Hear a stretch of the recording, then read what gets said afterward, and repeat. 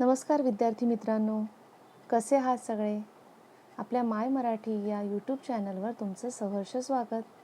आजच्या व्हिडिओमध्ये आपण पाहणार आहोत नवीन आवृत्ती शिवाई मराठी पाठ्यपुस्तक इयत्ता 6वी कविता क्रमांक 1 प्रार्थना देवा तुला याचा स्वाध्याय. चला तर मग सुरुवात करूया.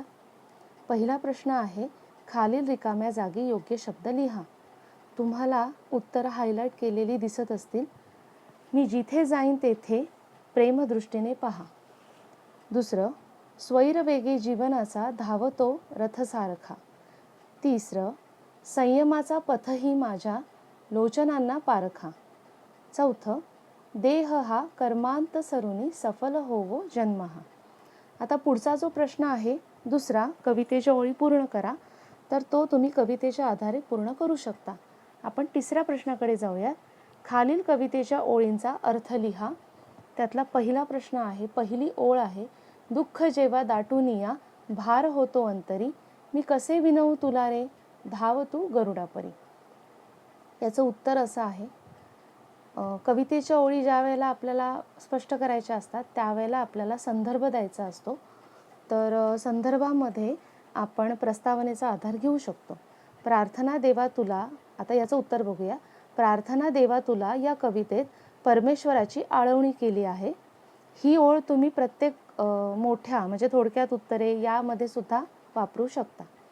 कवी म्हणतात की जेव्हा मनामध्ये दुःख दाटून त्याचा भार होतो तेव्हा मी म्हणजे कवी परमेश्वराला विनंती करतो की तू गरुडावर स्वार होऊन माझे दुःख दूर करायला धावत ये. दुसरा प्रश्न आहे, आस नाही मज कशाची खंत नाही मानसी, तू नभाच्या लोचनांनी सर्व काही जाणसी. आता याचं उत्तर बघूयात. कवी म्हणतात की माझ्या मनी कशाचीही आशा नाही आणि याचे दुःखही मला वाटत नाही. म्हणजे कवीच्या मनामध्ये कोणतीच खंत नाही किंवा कोणतंही दुःख नाही किंवा कोणतीही आशा नाही आणि याचं दुःखही त्याला वाटत नाही. मग परमेश्वरा, तुला सर्व काही तू जाणतोस, तू नयनांनी आकाशरूपी नयनांनी तू सर्व काही पाहतोस, माझं दुःख तू जाणून घेतोस, मग मला माझे दुःख तुला सांगण्याची गरज नाही असं या ओळीतून स्पष्ट होत आहे. चौथा प्रश्न बघूयात. खालील प्रश्नांची एका वाक्यात उत्तरे लिहा. पहिला प्रश्न आहे, कवी देवाजवळ कोणती प्रार्थना करीत आहे? त्याचं उत्तर आहे, कवी देवाजवळ प्रार्थना करीत आहे की तू सदा जवळी राहा किंवा तू सतत माझ्या जवळी राहा. दुसरा प्रश्न आहे, संकटाशी झुंजण्यासाठी कवीला किती हात हवे आहेत? तर त्याचं उत्तर असं आहे, संकटांशी झुंजण्यासाठी कवीला 10 हात हवे आहेत. तिसरा प्रश्न आहे, संयमाचा पथ कसा झाला आहे? याचं उत्तर आहे, संयमाचा पथ कवीच्या लोचनांना पारखा झाला आहे. आता चौथा प्रश्न बघूयात. जीवनातील अपघात थांबविण्यासाठी कोण सारथी होणार आहे?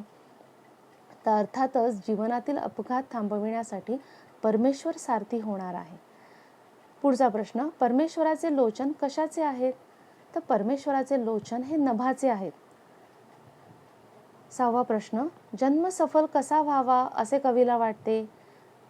तर देह हा कर्मांत सरुनी म्हणजे आपल्या देह हा कष्टामध्ये किंवा परिश्रम करून जन्म हा माझा सफल व्हावा असे कवीला वाटते. आता पुढचा प्रश्न आहे, खालील प्रश्नांची थोडक्यात उत्तरे लिहा. पहिलं, कवी देवाला सारथी होण्यास का सांगतो आहे? आता याचंही उत्तराची सुरुवात तुम्ही प्रस्तावनेने करू शकता. कवी परमेश्वराला सांगतो की माझ्या जीवनाचा रथ सैरभैर धावतो, माझ्या लोचनांना संयमाचा मार्गही दिसत नाही, अशा वेळी हे अपघात सावरण्यासाठी तू सारथी होऊन ये. आता दुसरा प्रश्न आहे, कवी देवाजवळ काय मागणे मागतो आहे? तर उत्तर आहे, कवी परमेश्वराकडे तू सतत माझ्या जवळ राहा, मी जेथे जाईन तेथे तू माझ्याकडे प्रेमदृष्टीने पहा, माझ्यावर तुझी कृपादृष्टी सतत राहू दे. जेव्हा दुःख माझ्या मनामध्ये दाटून त्याचा भार होतो त्यावेळेला ते दुःख दूर करण्यासाठी तू गरुडावर स्वार होऊन धावून ये किंवा धाव घे. माझ्या जीवनाचा रथ हा स्वैरवेगी धावतो, तो अपघात सावरण्यासाठी तू सारथी होऊन ये असे मागणे कवी देवाजवळ मागतो आहे. आणि आता शेवटचा प्रश्न आहे, खालील शब्दांना समानार्थी शब्द लिहा. आता इथे मी प्रत्येक शब्दासाठी 2-2 समानार्थी शब्द दिलेले आहेत। याही व्यतिरिक्त आणखीनही त्याची उत्तरं आहेत, पण एवढे 2 उत्तर इनफ आहेत। तर पहिला आहे सदा। सदा म्हणजे सतत किंवा नेहमी। संयम म्हणजे धीर किंवा सहनशीलता।